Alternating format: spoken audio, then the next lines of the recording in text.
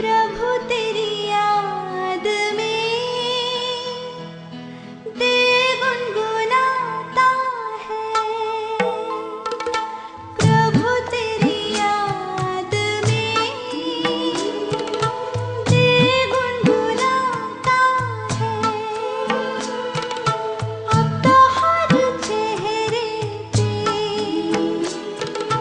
तेरा ही रूप नजर आता है। प्रभु तेरी याद में दिल गुनगुनाता है। अब तो हर चेहरे पे तेरा ही रूप नजर आता है। प्रभु तेरी याद में दिल गुनगुनाता है।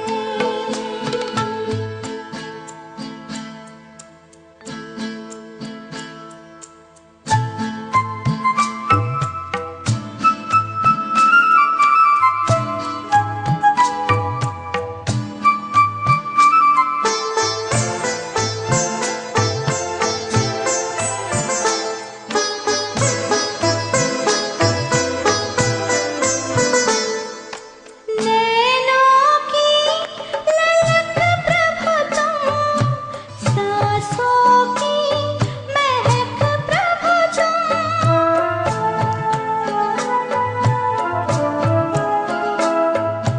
नैनों की ललक प्रभु तुम, सांसों की महक प्रभु तुम। बन के बहार आए हो तुम, मेरी जिंदगी हो प्रभु तुम।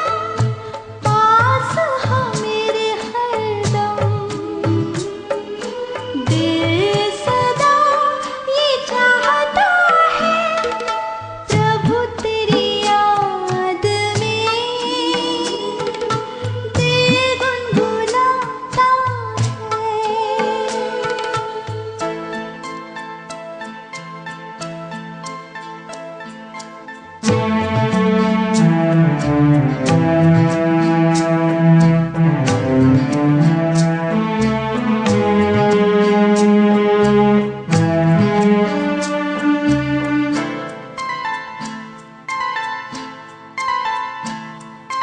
फूलों में महक जैसे यादों में है समाए ऐसे।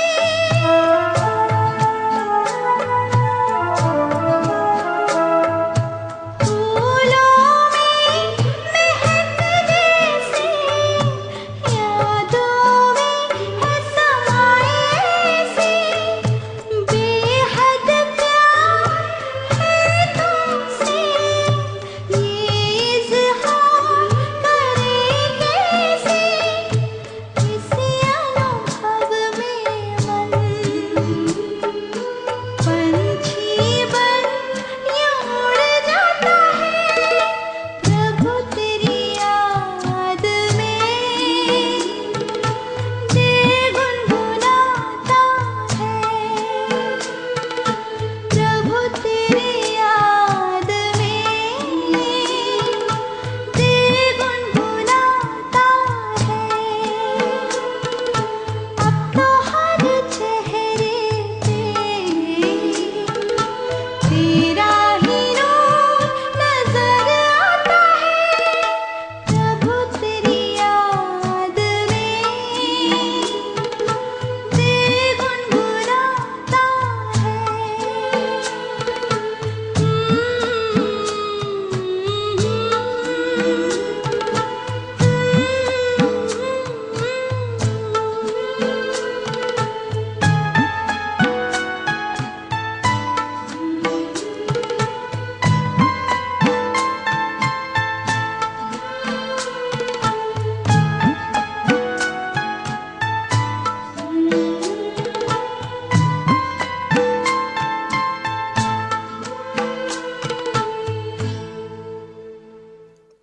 ओम शांति।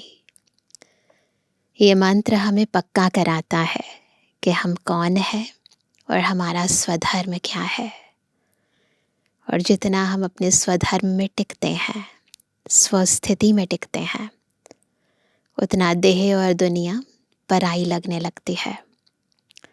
और इसलिए बाबा हमें सदा पवित्र बनाने के लिए एक ही महामंत्र देते हैं कि स्वधर्म में स्थित रहो, अपने को आत्मा समझो और एक बाबा को याद करो। ये अशरीरी बनने का, देही अभिमानी स्थिति का अभ्यास हम आत्माएं जितना बढ़ाती हैं, उतना बाकी सारी मायावी बातें, छोटी छोटी बातें, बड़ी बड़ी बातें सब अपने आप खत्म होने लगती हैं।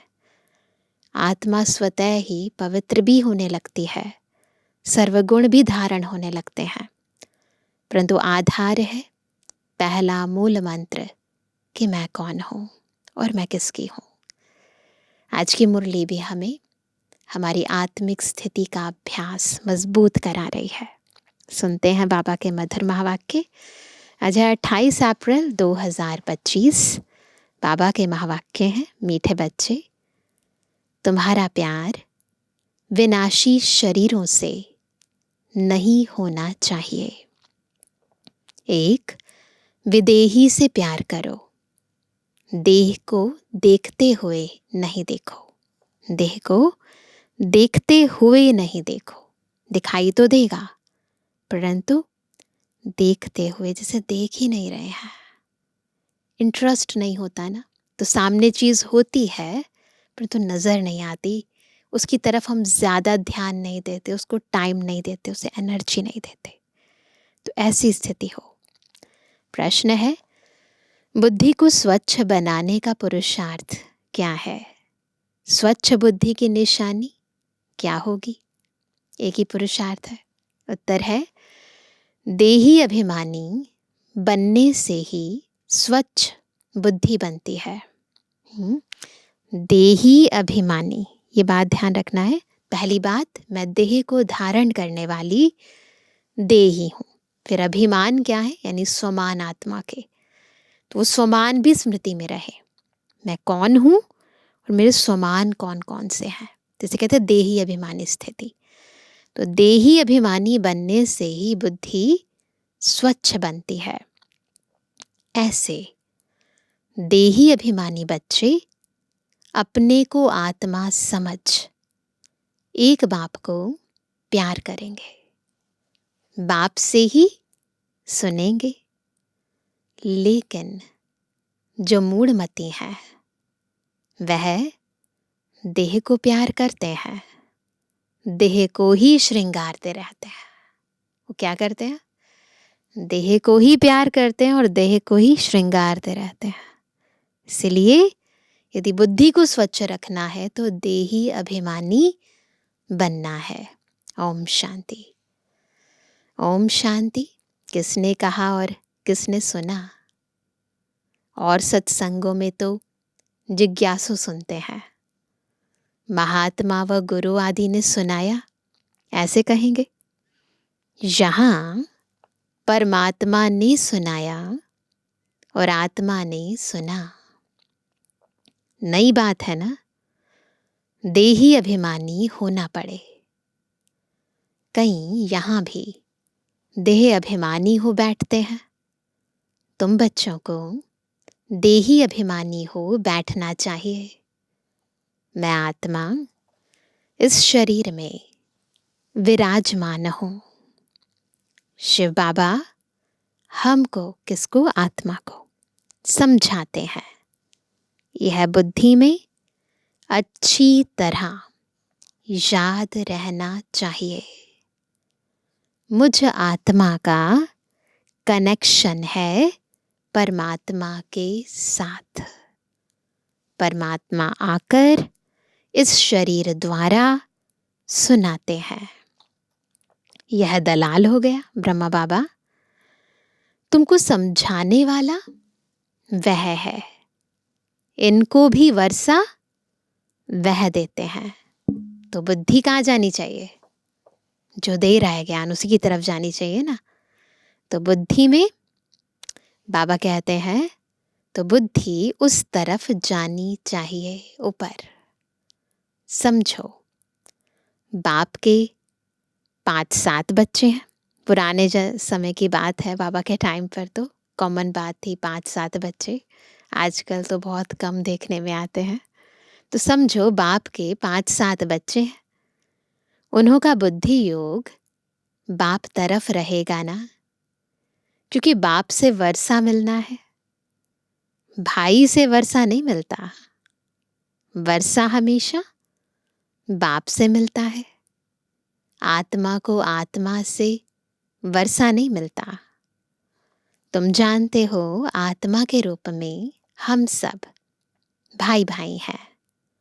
हम सब आत्माओं का कनेक्शन एक परमपिता परमात्मा के साथ है।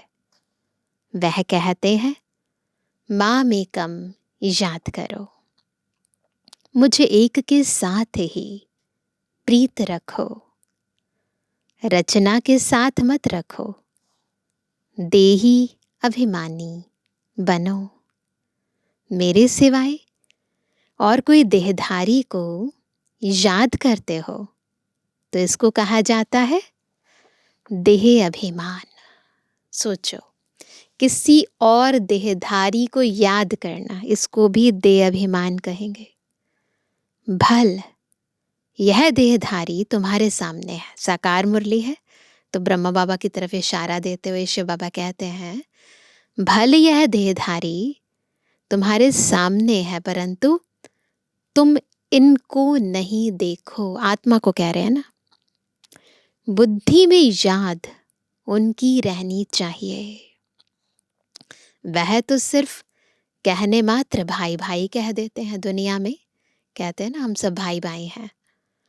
अभी तुम जानते हो हम आत्मा है, परमपिता परमात्मा की संतान है। वर्षा परमात्मा बाप से मिलता है। वह बाप कहते हैं, तुम्हारा लव मुझे एक के साथ होना चाहिए। मैं ही खुद आकर तुम आत्माओं की अपने साथ सगाई कराता हूँ। देहधारी से सगाई नहीं है, और जो भी संबंध है वह देह के यहाँ के संबंध है। इस समय तुमको देही अभिमानी बनना है। हम आत्मा बाप से सुनते हैं, बुद्धि बाप तरफ जानी चाहिए। बाप इनके बाजू में बैठ हमको नॉलेज देते हैं। बहुत सूक्ष्म समझने की बात है ये। अगर इसको फील करते जाए ना कि बाबा ब्रह्मा रथ में बैठकर मुझ आत्मा से बात कर रहे हैं, मुझे ज्ञान दे रहे हैं, बहुत आनंद की फीलिंग आए। उसने शरीर का लोन लिया हुआ है, आत्मा इस शरीर रूपी घर में आकर पार्ट बजाती है। बहुत वंडरफुल बात है। जैसे कि वह अपने को अंडर हाउस अरेस्ट कर देती है। दुनिया में होता है ना अंडर हाउस अरेस्ट, पार्ट बजाने के लिए। तो शिव बाबा ने अपने आप को ब्रह्मा के मकान में आकर, है ना, अंडर हाउस अरेस्ट कर लिया है खुद को, पार्ट बजाने के लिए। है तो फ्री, परंतु इसमें प्रवेश कर अपने को इस घर में बंद कर पार्ट बजाती है। आत्मा ही एक शरीर छोड़ दूसरा लेती है। ये बहुत ही, देखो शिव बाबा को कैसे अनुभव होता होगा ब्रह्मा रथ में प्रवेश होकर, वो आत्मा जो सदा ही फ्री रही है। तो अब सोचो, उस आत्मा को संगम युग पर आने के बाद जैसी फीलिंग आई, वैसे हमें बता रहे हैं। आत्मा ही एक शरीर छोड़ दूसरा लेती है, पार्ट बजाती है। इस समय जो जितना देही अभिमानी रहेंगे वह ऊंच पद पाएंगे। बाबा के शरीर में भी तुम्हारा प्यार नहीं होना चाहिए, रिंचक मात्र भी नहीं। यह शरीर तो कोई काम का नहीं है। मैं इस शरीर में प्रवेश करता हूँ सिर्फ तुमको समझाने के लिए। यह है रावण का राज्य, पराया राज्य। रावण को जलाते हैं परंतु समझते नहीं हैं। चित्र आदि जो भी बनाते हैं उनको जानते नहीं हैं। बिल्कुल ही मूढ़मती हैं। रावण राज्य में सब मूढ़मती हो जाते हैं। देह अभिमान है ना, तुच्छ बुद्धि बन गए हैं। बाप कहते हैं मूढ़मती जो होंगे वह देह को याद करते रहेंगे। अब देखो खुद को, हम क्या हैं? देह से प्यार रखेंगे। स्वच्छ बुद्धि जो होंगे वह तो अपने को आत्मा समझ परमात्मा को याद कर परमात्मा से सुनते रहेंगे। इसमें ही मेहनत है। यह तो बाप का रथ है। बहुतों का इनसे प्यार हो जाता है। जैसे हुसैन का घोड़ा, उनको कितना सजाते हैं। अब महिमा तो हुसैन की है ना, घोड़े की तो नहीं। जरूर मनुष्य के तन में हुसैन की आत्मा आई होगी ना। वह इन बातों को नहीं समझते। दुनिया वाले ये बातें नहीं समझते। अभी इसको कहा जाता है राजस्व अश्वमेध अविनाशी रुद्र ज्ञान यज्ञ। अश्व नाम सुनकर उन्होंने फिर घोड़ा समझ लिया है, तो घोड़े की बलि चढ़ाते हैं ना, उनको स्वाहा करते हैं। यह सब कहानियां हैं भक्ति मार्ग की। तो वास्तव में शरीर रूपी अश्व की बात है। देह सहित देह के सब संबंधों को हमें स्वाहा करना है।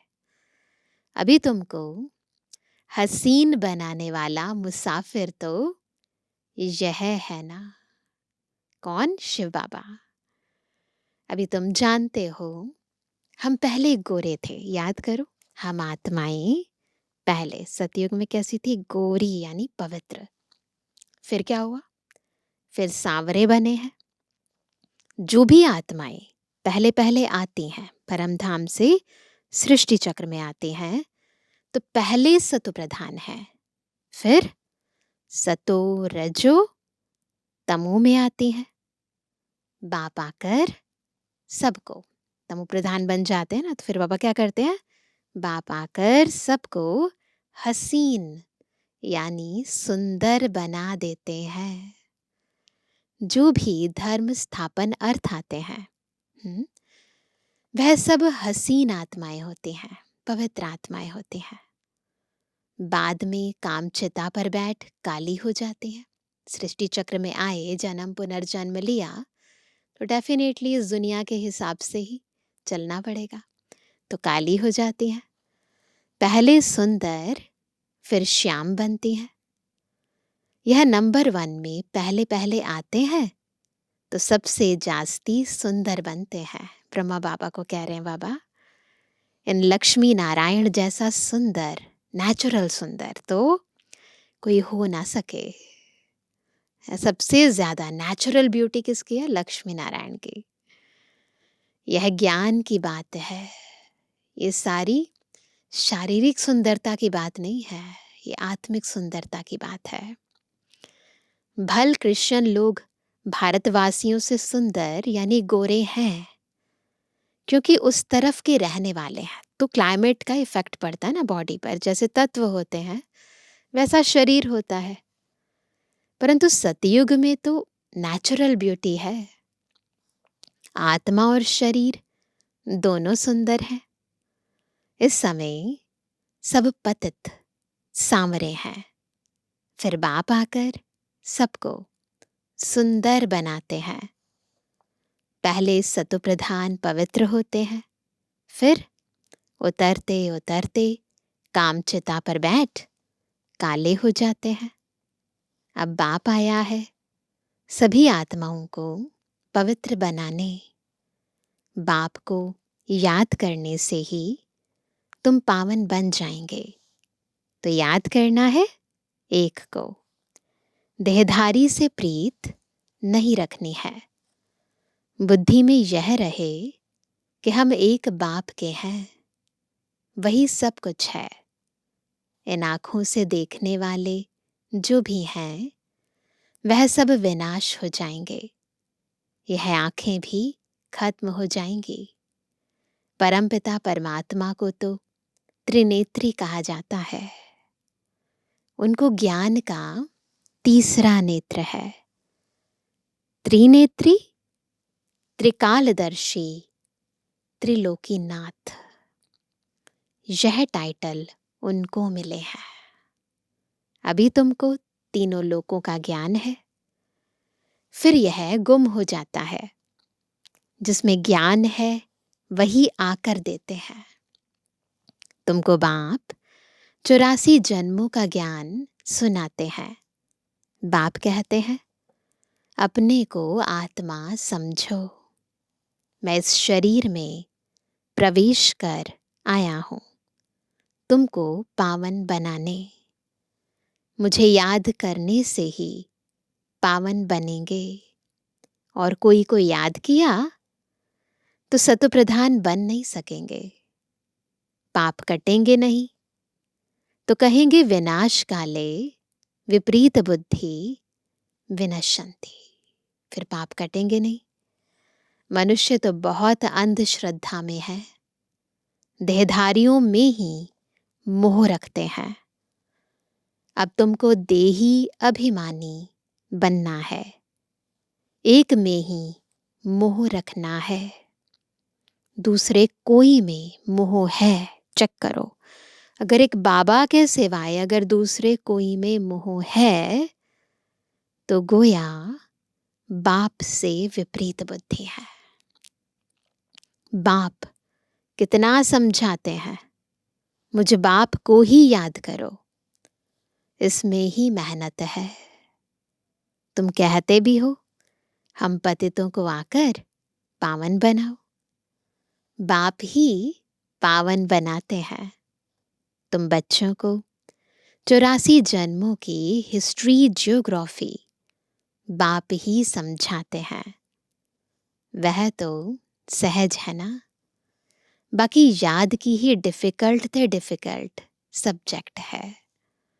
बाप के साथ योग रखने में कोई भी होशियार नहीं है। देखो बाबा रिजल्ट सुना रहे हैं।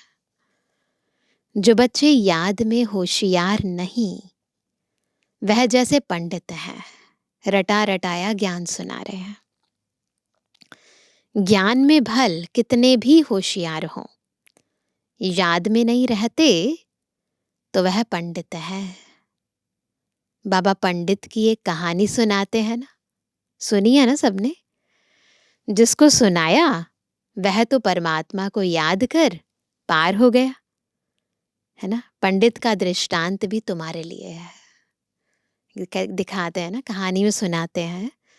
उन्होंने अपने जो आते थे वहां पर पंडित का ज्ञान सुनने के लिए, उसमें माताओं को बताया कि राम का नाम जपते जपते नदी पार करोगे, पार हो जाओगे। तो वो भक्तजन माताएं तो पार हो गई, लेकिन जब पंडित की बारी आई तो पंडित जी से हुआ ही नहीं। तो उन्होंने कहा मुझे तो नौका चाहिए। तो इसीलिए बाबा कहते हैं कि ये दृष्टांत तुम्हारे लिए है। बाप को तुम याद करो तो पार हो जाएंगे, इसलिए याद का चार्ट बढ़ाओ। सिर्फ मुरली में तीखे होंगे तो पार जा नहीं सकेंगे। याद के सिवाय विकर्म विनाश नहीं होंगे। यह सब दृष्टांत बनाए हैं, एग्जाम्पल्स हैं। बाप बैठ यथार्थ रीति समझाते हैं। उनको निश्चय बैठ गया, एक ही बात पकड़ ली कि परमात्मा को याद करने से पार हो जाएंगे। सिर्फ ज्ञान होगा, योग नहीं, तो ऊंच पद पा नहीं सकेंगे। ऐसे बहुत हैं, बाबा कहते हैं ऐसे बहुत हैं, याद में नहीं रहते।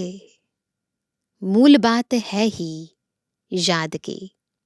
बहुत अच्छी अच्छी सर्विस करने वाले हैं, परंतु बुद्धि योग ठीक नहीं होगा तो फंस पड़ेंगे। योग वाला कभी देह अभिमान में नहीं फंसेगा,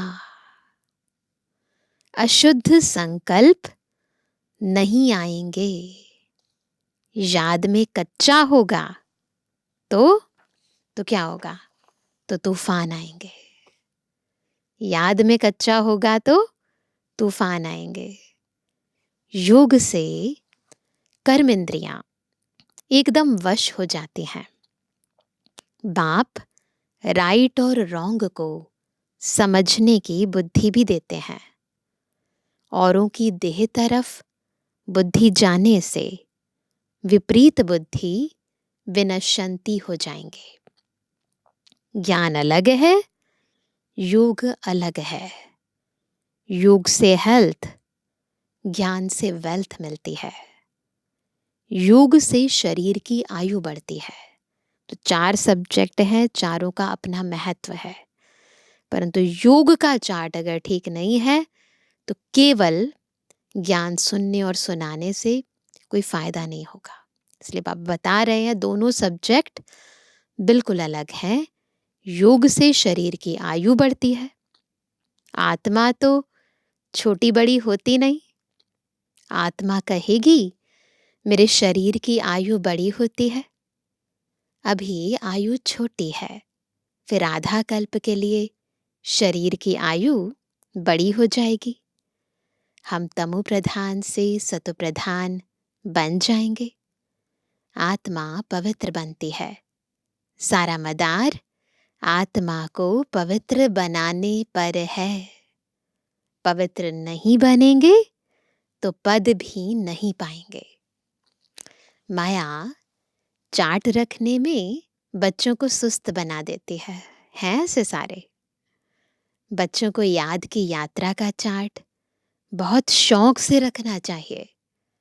देखना चाहिए कि हम बाबा को याद करते हैं या और कोई मित्र संबंधी आदि तरफ बुद्धि जाती है। सारे दिन में याद किसकी रही अथवा प्रीत किसके साथ रही, कितना टाइम वेस्ट किया, अपना चार्ट रखना चाहिए। परंतु कोई में ताकत नहीं है जो चार्ट रेगुलर रख सके। कोई विरला रख सकते हैं। माया पूरा चार्ट रखने नहीं देती है, एकदम सुस्त बना देती है। चुस्ती निकल जाती है। बाप कहते हैं माम एकम याद करो। मैं तो सभी आशिकों का माशूक हूं, तो माशूक को याद करना चाहिए ना। माशूक बाप कहते हैं तुमने आधा कल्प याद किया है, अब मैं कहता हूं मुझे याद करो तो विकर्म विनाश हो जाए। ऐसा बाप जो सुख देने वाला है कितना याद करना चाहिए। और तो सब दुख देने वाले हैं, वह कोई काम आने वाले नहीं हैं। अंत समय एक परमात्मा बाप ही काम आता है। अंत का समय एक हद का होता है, एक बेहद का होता है। ये जो समय आने वाला ये बेहद का है। ऐसे हद के तो अनेक जन्मों के अंदर हमारे अंत के समय आए हैं जब मृत्यु होती है, लेकिन अब इतनी सारी आत्माएं एक साथ जाएंगी तो ये बेहद के अंत का समय है, सृष्टि चक्र के अंत का समय है। बाप समझाते हैं अच्छी रीति याद करते रहेंगे तो अकाले मृत्यु नहीं होगी। तुमको अमर बना देते हैं। पहले तो बाप के साथ प्रीत बुद्धि चाहिए। कोई के भी शरीर के साथ प्रीत होगी तो गिर पड़ेंगे, फेल हो जाएंगे, चंद्रवंशी में चले जाएंगे। तो पक्का कर लो आज के दिन ये पाठ, किसी भी देहधारी की याद ना आए। स्वर्ग सतयुगी सूर्यवंशी राजाई को ही कहा जाता है। त्रेता को भी स्वर्ग नहीं कहेंगे। जैसे द्वापर और कलयुग है तो कलयुग को रौरव नर्क, तमो प्रधान कहा जाता है। द्वापर को इतना नहीं कहेंगे, फिर तमो प्रधान से सतो प्रधान बनने के लिए याद चाहिए। खुद भी समझते हैं हमारी फलाने से बहुत प्रीत है, उसके आधार बगैर हमारा कल्याण नहीं होगा। अब ऐसी हालत में अगर मर जाएं तो क्या होगा? सोचो, किसी देहधारी से प्रीत लगी हो और ऐसी हालत में मर जाएं तो विनाश काले विपरीत बुद्धि विनश्यन्ति, धूल छाई पद पालेंगे, बहुत नीचा पद। आजकल दुनिया में फैशन की भी बहुत बड़ी मुसीबत है। अपने पर आशिक करने के लिए शरीर को कितना टिप टॉप करते हैं। अब बाप कहते हैं, बच्चे किसके भी नाम रूप में मत फंसो। लक्ष्मी नारायण की ड्रेस देखो कैसी रॉयल है, वह है ही शिवालय, इसको कहा जाता है वैश्यालय। इन देवताओं के आगे जाकर कहते हैं हम वैश्यालय के रहने वाले हैं। कहते ना विषय विकार मिटाओ, तो फिर कहाँ के रहने वाले हुए, है ना? वैश्यालय के ना। आजकल तो फैशन की ऐसी मुसीबत है, सबकी नजर चली जाती है, फिर पकड़कर भगा ले जाते हैं। सतयुग में तो कायदे सिर चलन होती है, वहां तो नेचुरल ब्यूटी है ना, अंधश्रद्धा की बात नहीं। अभी देखो नेचुरल ब्यूटी भी नहीं है, फैशन करते हैं, है ना, दिखावा करते हैं, तो लोगों की आकर्षण होती है। और सतयुग के अंदर नेचुरल ब्यूटी है, आत्मा शरीर दोनों पवित्र हैं, लेकिन किसी की किसी में आकर्षण नहीं है। वंडरफुल बात है। तो बाबा कहते हैं वहां तो नेचुरल ब्यूटी है ना, अंधश्रद्धा की बात नहीं। यहाँ तो देखने से दिल लग जाती है, तो फिर और धर्म वालों से भी शादी कर लेते हैं। इंटरकास्ट मैरिजेस होती है ना। अभी तुम्हारी है ईश्वरीय बुद्धि, पत्थर बुद्धि से पारस बुद्धि, बाप के सिवाय कोई बना ना सके, वह है ही रावण संप्रदाय। तुम अभी राम संप्रदाय बने हो। पांडव और कौरव एक ही संप्रदाय के थे, बाकी यादव हैं यूरोपवासी। गीता से कोई भी नहीं समझते कि यादव यूरोपवासी हैं। वह तो यादव संप्रदाय भी यहाँ कह देते हैं। बाप बैठ समझाते हैं, यादव हैं यूरोपवासी, जिन्होंने अपने विनाश के लिए यह मूसल आदि बनाए हैं। पांडवों की विजय होती है, वह जाकर स्वर्ग के मालिक बनेंगे। परमात्मा ही आकर स्वर्ग की स्थापना करते हैं। शास्त्रों में तो दिखाया है पांडव गल मरे, फिर क्या हुआ, है ना? कुछ भी समझ नहीं, रिजल्ट क्या हुआ इतनी लड़ाई का? वो कहते कुछ भी नहीं समझते, पत्थर बुद्धि है ना। ड्रामा के राज को जरा भी कोई जानते ही नहीं। बाबा के पास बच्चे आते हैं, कहता हूँ भल जेवर आदि पहनो। पूछते हैं ना बाबा से ये करे वो ना करे, वो कहते कि मैं कहता हूँ भल जेवर आदि पहनो। कहते हैं बाबा यहाँ जेवर शोभते कहाँ है? पतितात्मा को जेवर क्या शोभेंगे?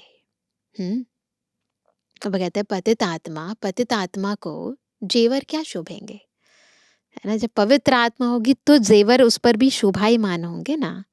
तो पतित आत्मा को तो जेवर भी शोभा नहीं देंगे।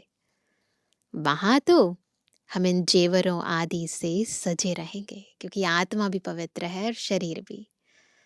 अथाह धन होता है, सब सुखी ही सुखी रहते हैं। भल वहाँ फील होता है, यह राजा है, यह प्रजा है। पता तो चलता है ना कि ये राजा है, हम प्रजा हैं, परंतु दुख की बात नहीं। यहाँ अनाज आदि नहीं मिलता है तो मनुष्य दुखी होते हैं, वहाँ तो सब कुछ मिलता है। दुख अक्षर मुख से निकलेगा नहीं, नाम ही है स्वर्ग।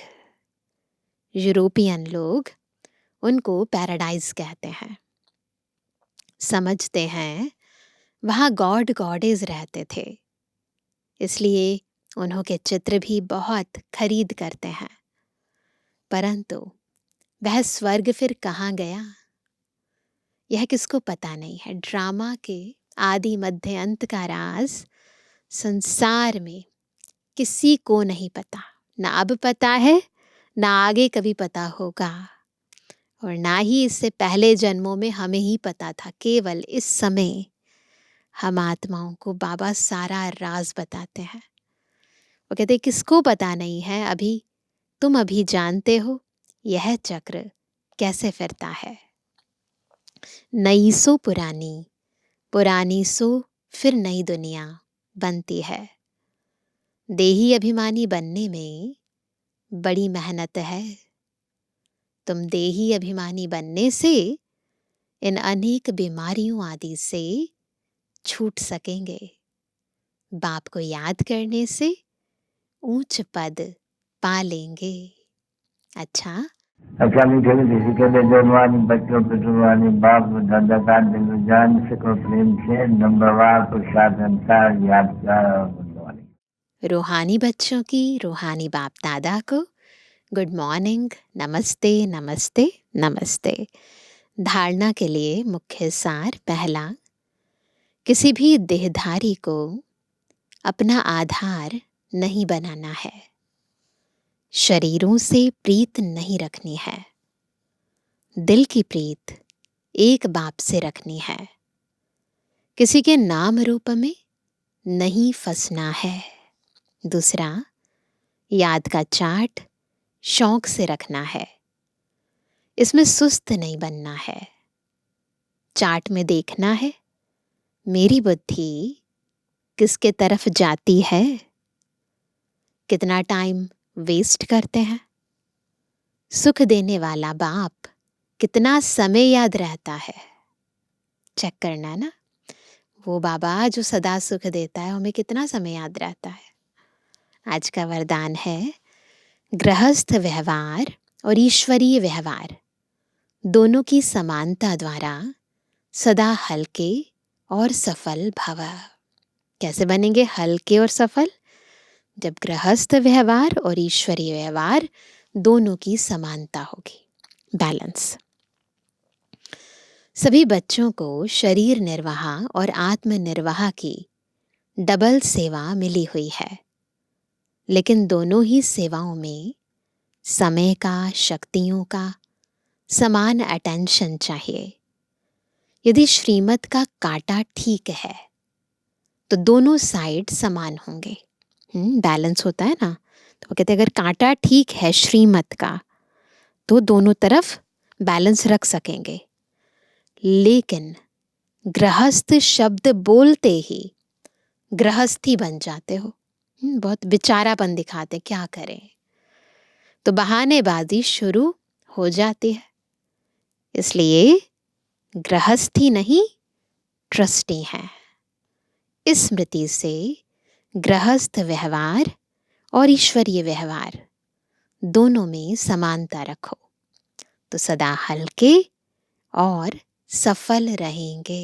अगर हल्के रहना है, सफल रहना है तो बैलेंस रखो, और उसके लिए अपने को गृहस्थी नहीं ट्रस्टी समझो। स्लोगन है, फर्स्ट डिवीजन में आने के लिए क्या करेंगे? कर्मेंद्रिय जीत, माया जीत बनो। कर्मेंद्रिय जीत, माया जीत बनो। आज का व्यक्त इशारा, कंबाइंड रूप की स्मृति से सदा विजयी बनो। आपके शिव शक्ति के कंबाइंड रूप का यादगार सदा पूजा जाता है।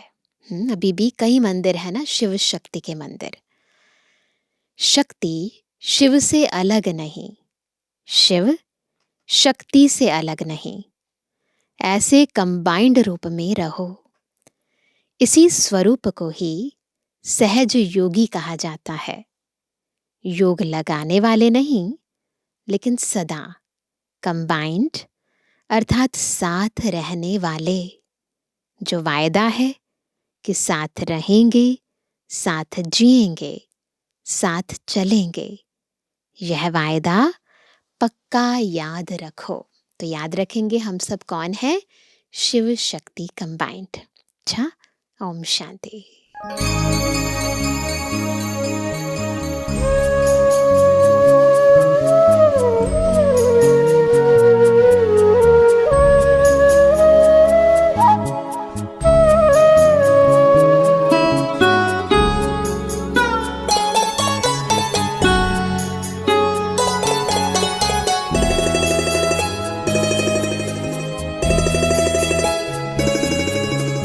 जीवन के दाता, सांसों के स्वामी, ये नैया की पतवार तुमको है अर्पण।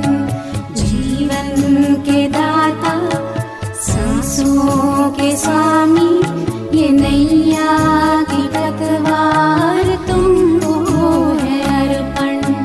प्राणों के प्यारे बाबा हमारे, प्राणों के प्यारे बाबा हमारे, तुझे तेरा सब कुछ समर्पण समर्पण।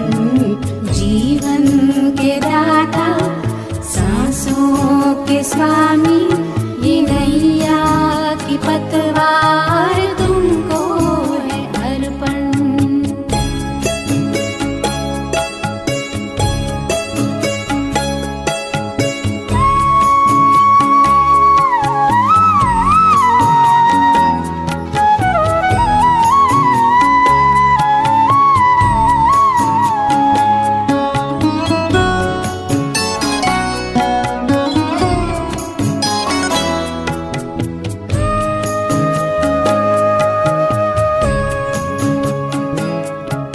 सदा के साथी, सच्चे सहारे, तेरे थे, तेरे हैं, तेरे ही रहेंगे।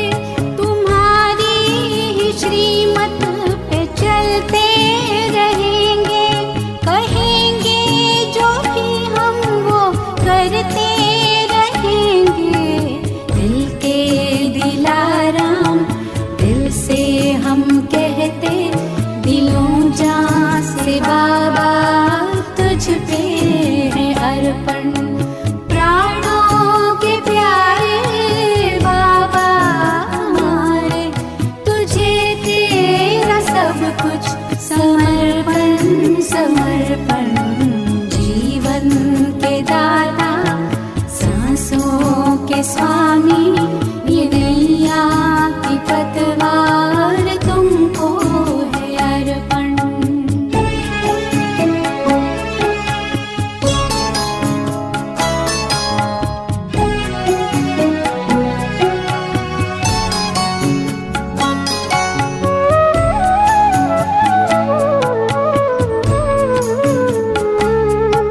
नहीं पास अपने है देने के काबिल, दाता विधाता को क्या दे सकेंगे। किए तूने हम पर है एहसान इतने, के जीवन भी देकर चुका ना सकेंगे। कि जीवन भी देकर चुका ना सकेंगे। ये मैंपन मेरापन, ये कखपन, ये जीवन, ये संकल्प हर बोल अर्पण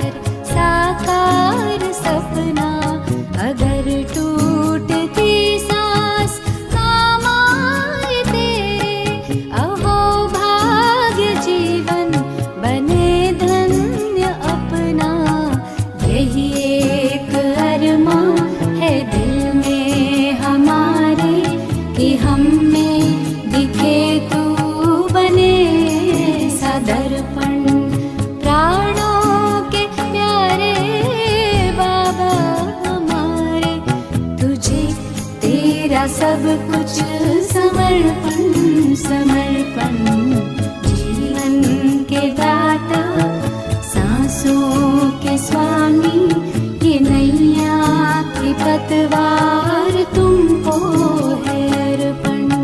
जीवन के दाता सांसों के स्वामी, ये नैया की पतवार तुमको